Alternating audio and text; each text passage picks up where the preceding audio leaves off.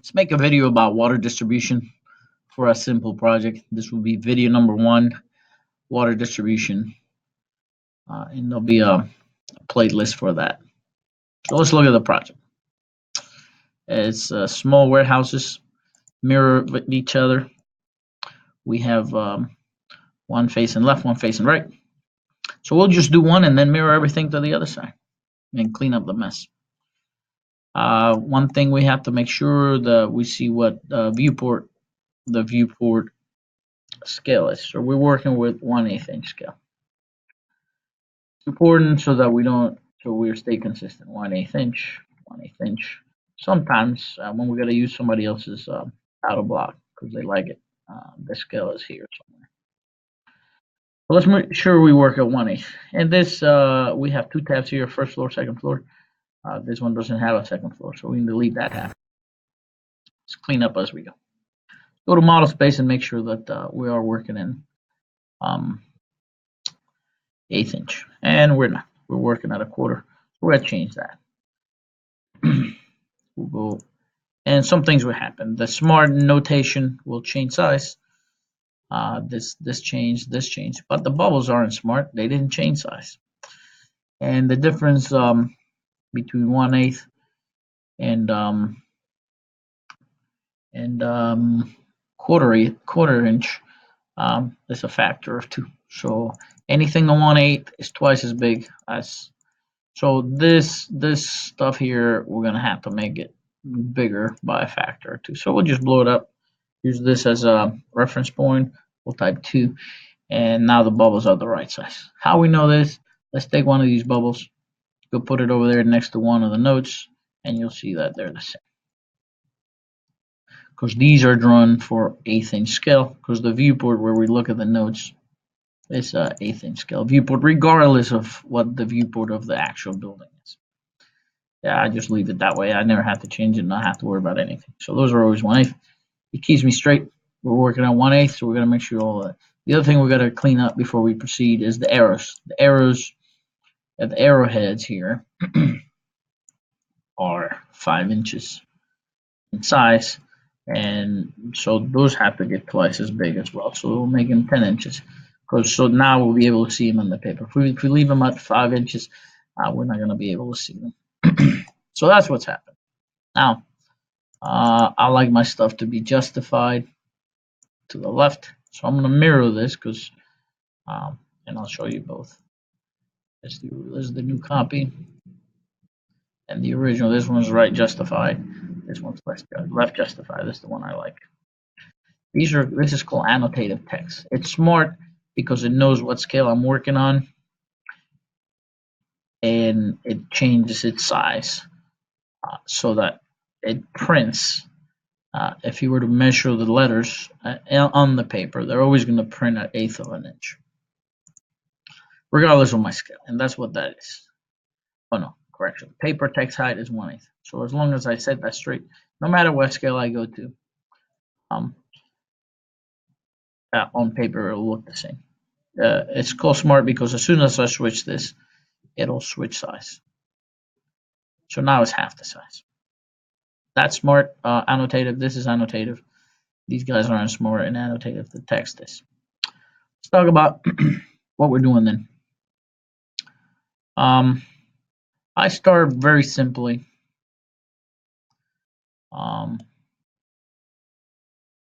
Putting water supplies on every fixture. And I do it a way that I think is simple. So there's a 6-inch line that sticks out of the wall because that's what I draw. I put one in the middle of every fixture.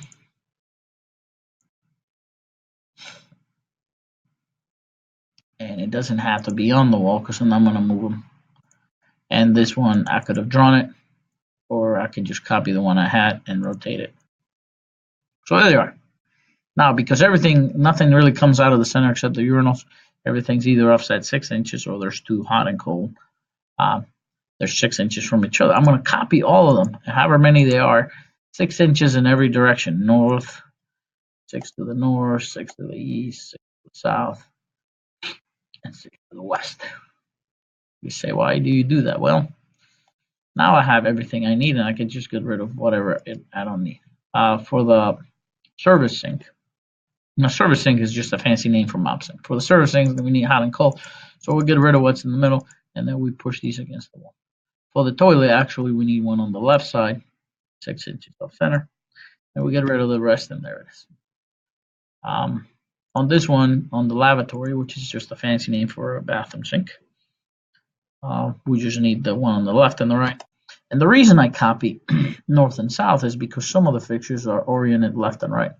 Let's just assume for a second that this was not a drinking fountain or a water cooler, but a sink. So then I would raise these and I would have my two hot and cold. In our case, it's not a sink, it's a water cooler. And a water cooler is just a fancy name for a drinking fountain with refrigeration. The water actually comes out cold. All right, so what we're gonna do here is we're gonna do instant water heaters instead of a tank above. I'm kind of leaning towards that more and more I do work. There's no danger of it leaking, because water heaters eventually will rust from within and start busting, and so you'll have water going everywhere, and inevitably it'll happen while you're out of town or on a Saturday night, and there'll be water running until Monday morning when you get back. Instant water heaters are the wall heaters. Let's see if I can find one quick. Instant heater. I've done this before. The box will look like this. Oh, the internet's slow. It's a tiny little box. They're $200.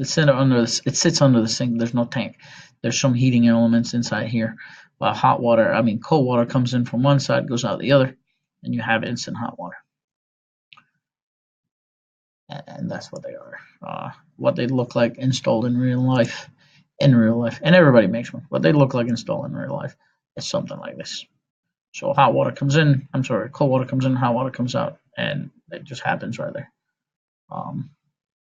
Here's another one real quick. Same thing, and they're usually electric. They use up a lot of juice, but the good news is it's not heating water when you're not using it. It only heats water when you use it, and that's the inefficiency built into a tank system. A tank system keeps water hot for whenever you need it, but it has to be ready all the time. So it's just very inefficient. You have lots of water being heated 99% of the time for no reason. Whereas this thing only heats water when you turn the faucet on. The only time these heat elements come on is when it feels flow of water. So if water's not flowing, you're not wasting electricity. Whereas your tank, it's always sensing the temperature of the water in the tank, and if it drops below a certain point, then it starts heating it again, even when you're out of town. Go back to work. So I'm gonna put those in here. And I noticed that my viewport isn't big enough to show all the information that I have here. I don't have to go that far probably, because I can just drag my text over into here. I'm going to put that leader so that the little indicator is actually on the pipe. So what happens? These devices are required as a backflow preventer that keeps water from coming backwards into this. In case your pipes are contaminated, it keeps the water from going backwards, contaminating the rest of the water. There's a water meter, obviously, and then there's a shut-off valve. So something to turn it off, something to measure, and something to prevent things from going backwards. I run it inside the building, and then I run it up in a wall, preferably an internal wall, because if it's on an external wall, it could freeze if the temperature's falling. So we go into an internal wall, we go up, and then we go where we need to be. This is where all the plumbing happens. And I'm going to make a reference line, draw a line in the middle as well. And that's where I'm going to run my water. If I had a tank system, I would offset it 2 inches either way, and one would be hot, one would be cold. The water really isn't in the wall. The water lines aren't really in the wall until they're actually coming down the wall into the fixtures. But for some reason, I like to do it that way. And it's that they're out of the way for when I start putting my notes. If I draw the water line here, two of them, and I try to put a note here for the water closet, water supply, it's just going to be in the way. So it's more for graphical purposes. And then the water's going to turn here and come this way to the water cooler.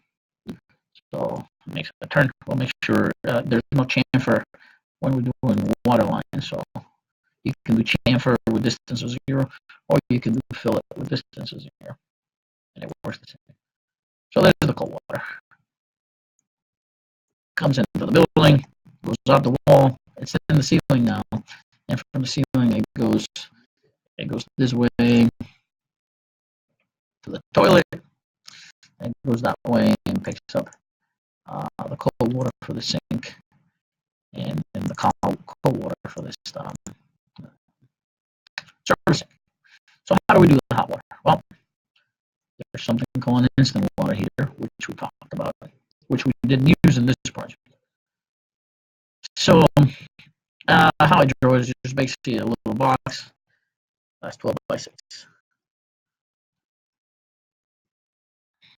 That might be too big for. We'll scale it about half and see what it looks like.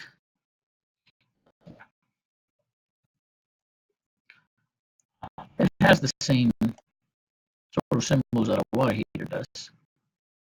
Oh, here's one. Here's one that I used before. So cold water and hot water. And that's what happens. Cold water comes in here and then goes back out under the sink and out to the faucet. So let's use that one. And I usually copy it from somewhere, right? And this one will work. Let's just use this one since it's already drawn. The problem with instant water heaters, if we want to call it a problem, is that each fixture requires one. So you got to buy more than just one, but they're cheap, $150. I noticed when we were looking around, $150 for one somewhere. So we'll put one next to this service sink. So let's connect the cold water to it. Cold water coming in, comes in, does its business inside, and it comes right back out. It goes under it. And let's just pick some random point here. And remember what I said, we're 6 inches from the wall unless we start making things tight. So I'm going to make it 6 inches from here. 6 inches that way. And I'm going to stretch these guys out 6 inches that way. Or not 6 inches, but to meet with this. I'm going to fill these guys. Get rid of my reference line. So here we are. We have a service sink with cold water coming in, hot water coming in from a water heater that's installed near it. And let's do the same thing for the lavatory next door. So I'm going to copy this someplace. I'm going to rotate it. So I'm going to use kind of the same layout. And normally it's under the sink, but I'm going to put it next to it so that for clarity. I'll put it against the wall. I'm going to move it close to it. And let's connect the cold water, which is already connected. And let's take the hot water. Connect the hot water to the left side of the fixture. I know that's 6 inches, so I don't necessarily have to stretch it. I can just move it. Let's see. I gotta move both because I want them to stay uniform. So I'll take both these guys, move it from here to here. I know this length right here is 6 inches. But now I disconnected the cold water and I put it back. So there we are. Is everybody connected? Let's take a look. And sometimes, because of the line type, this kind of thing will happen. So there's a line going into nowhere. So I'm just going to trim this line between these 2 points. And instead of one line, it's going to be 2 lines. But at least this line doesn't look like it's connected into nothingness. And there we are. So let's start putting notes on the thing. Let's use the existing notes because generally plumbing notes, and this one's pretty well populated. So we'll be able to use, let's remember we took it from here and when we put it back here. So we'll be able to use these notes. All right, water closet. Provide half-inch connection with shut-off. Shut-off is a cutoff valve, and I think, and you'll see them here. It's something that you'll be able to shut off locally, so that when it's time to repair or replace, you don't have to go out in the street and turn the entire water supply for the entire building off. And just about every fixture has them. Let's see. See, the pictures aren't that big, but yeah, there's a little thing that you can turn the water off locally underneath somewhere. So that's what a shut-off valve is. And if you look at the toilet, look to the left, there's going to be one there. So that'll be note number 1. So let's take this note and start copying it.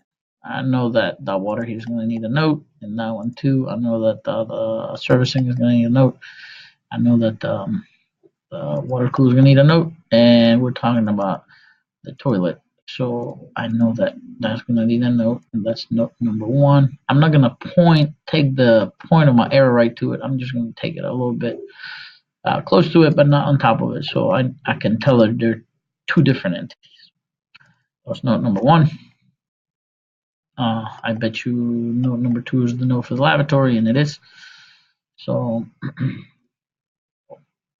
going to need another note. And you know what I'm going to do? Because I need all these arrows to be in the center, I'm going to take them all to the center now. So I'll do it once.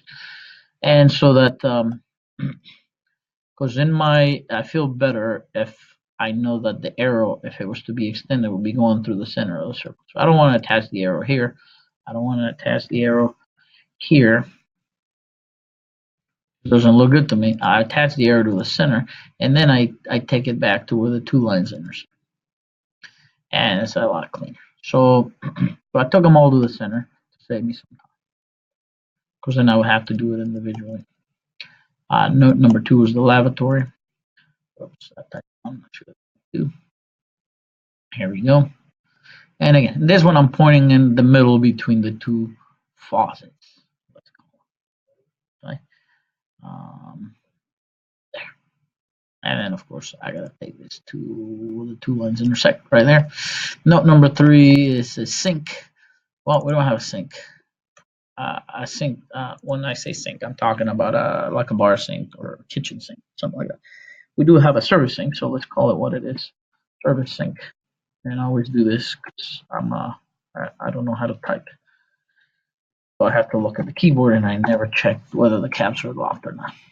Service sink provide half-inch connection with shut-off valve to each hot and cold water supply. So service sink. That's number 3. And so, so see, it picked the quadrant. I'm going to go back and correct that. Not the end of the world, unless you work for me, because I'm silly about that stuff. Urinals, there aren't any. And instead of modifying this service sink, I could have just copied this one, but I wasn't paying attention. What else is there? There is a water cooler, but there isn't a note for water cooler. Wouldn't you know it? Probably because we copied our restaurant. But that's a simple fix. Let's change this to water cooler. And let's read the note. The note says provide half-inch connection with shut-off valve to hot and cold water supply. Well, why would a water cooler drinking fountain have hot water supply? So it should read provide half-inch connection with shut-off valve to cold water supply only, right? These were my preliminary instant water heaters. This guy can go away because it's the wrong scale. And so it's error. So water cooler provide half-inch connection with shut-off valve to cold water supply. So we're going to point, and it's in there. You can't see it because it's in the middle. And so, and this brings me to the geometry business. That's why I do my arrows a little angle and my notes a little angle, so that the arrow itself doesn't become part of the fixture geometry. If we made a straight and pointed right at it, the leader of the arrow would possibly be lined up in the middle of that. Now, this is not a big problem because colored red and black and white, at least the way I have it set up, plots darker than colored gray. the color gray that I always use. In some cases, I go to other colors because I use the client standards. But in our case, color 8, this gray, color number 8, is the lightest color. So when you print it on paper, it will show up. I could also just move it ever so slightly and by eye. So it's not on top of it, and I can see that it's there. So it's just more for graphical purposes than anything. But that was note number 4. Note number 4. Hey, look at this. Note number 5. It's right there. Instant water heater. Oh, you know what? Look at that. There was a water cooler there. Jumped the gun. What else? Let's move this guy up. Instant water heater is going to be note number 5. So let's stretch it out a little bit so it's not so crowded. And let's move it off of the fixture. It's pointing at it, but it's not on it. Okay. So there's 2 of them.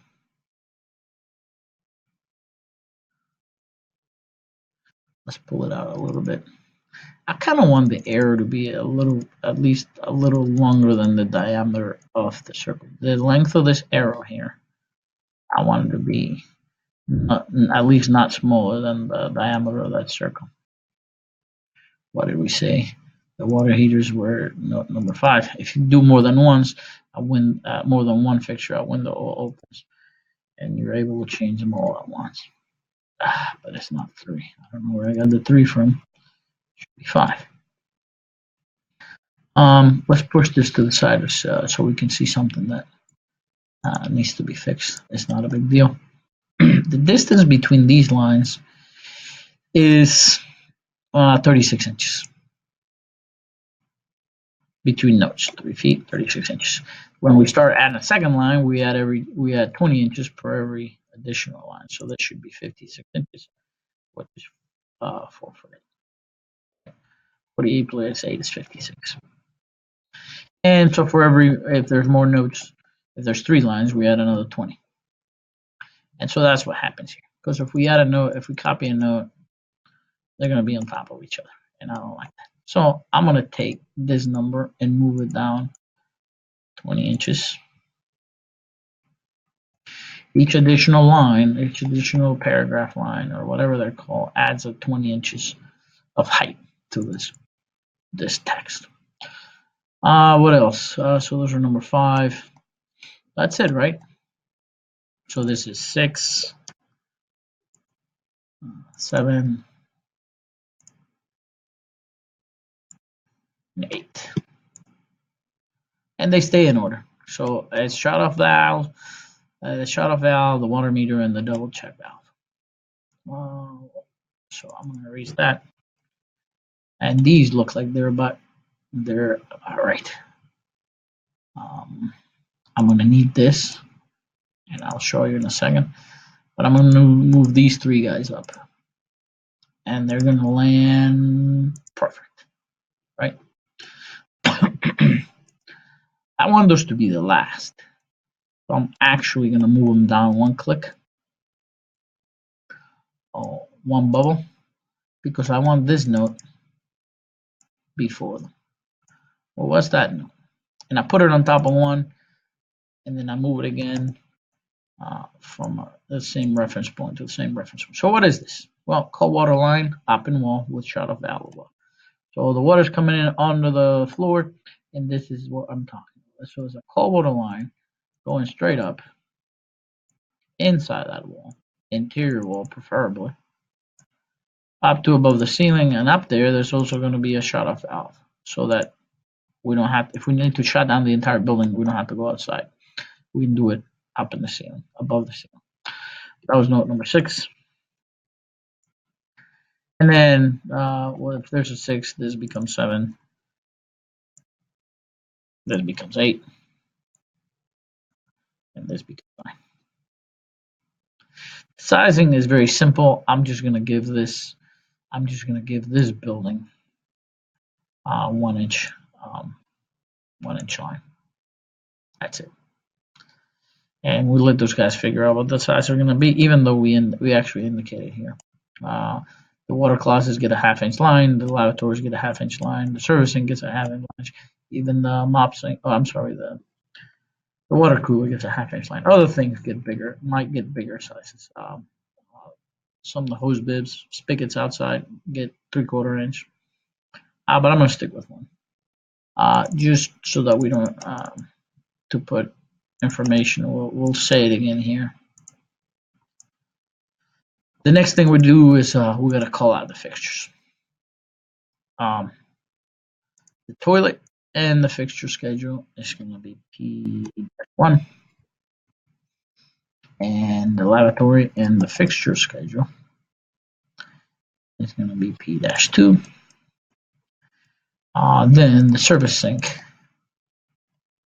and the fixture schedule is gonna be P-3. And the water cooler and the fixture schedule is going to be P-4. Now these numbers, this 4 and this 4, are not related to each other. This tells me go read number 4 over here. This tells me in the fixture schedule, this is plumbing fixture number 4. Where is that at? Well, P1, P2, P3, P4. And this, we haven't fixed this yet. So this is a fixture schedule we borrow from another project, which we will eventually correct. So I like to stay in order as much as possible. There's some things that, you know, for some reason, if I make this a 4, and then this would have to be a 5, it's not the end of the world that these numbers aren't the same, but the closer they are, the less chance of confusion. So I'm going to undo all of this. So I want it to stay that way. Then there's going to be a water heater 1 and a water heater 2. I worked left to right, top to bottom, since they're sort of next to each other. Let's see. Because I need the room here, I'm going to call this one water heater 1. And I'm going to take this bubble and just push it out a little bit here. And then run it to the middle, stretch it back to the intersecting point. And I think that's all we have. That's all, right? Let's see what it looks like on 1P1, 2P2, 3P3, 4P4, 5 are the water heaters, 1 and 2. 6 is the water line going up, and 7, 8, 9 is the cutoff meter and backflow preventer. That's it. So let's finish fixing the notes. I want my notes to be, and this is for the sake of consistency, so it's always in the same in every project. 24 inches away from this wall, which they're not, and 12 inches down from this line. So I'm going to take that and put it here. I want 24 inches to the right and 10 inches down. I'm going to move them all again. At 24, comma, negative. And now they are where I want them. This distance is 12 inches. I want the distance to the from the bottom bubble to be 12 inches also. However, 12 inches isn't enough because the bottom line happens to be a double line. And these things aren't lining up right. Goodness. The top of this line should line up with the top of the number. So somehow that one got shifted. Right. This one's right. This one's right. This one somehow goes to the middle. So I'm going to move it here, and I move it from a reference point to the reference point where I want to go. Fact remains that 10 inches isn't far enough. Because this line's a double line, I'm going to have to stretch it. You guessed it, 20 inches, because that's what an additional line has. And then I move a line across for my reference, and I'm going to stretch my box perpendicular to that. Everything's nice and neat and uniform. So where did we get this from? Remember, we got it from here, so we got to put it back to the same place. I'm going to put this corner right there, just like the rest of them. This second floor is not needed. There's no second floor, so I can erase that. All this information we copied from the previous project we can discard now, because that's all we needed. We used everything that we needed.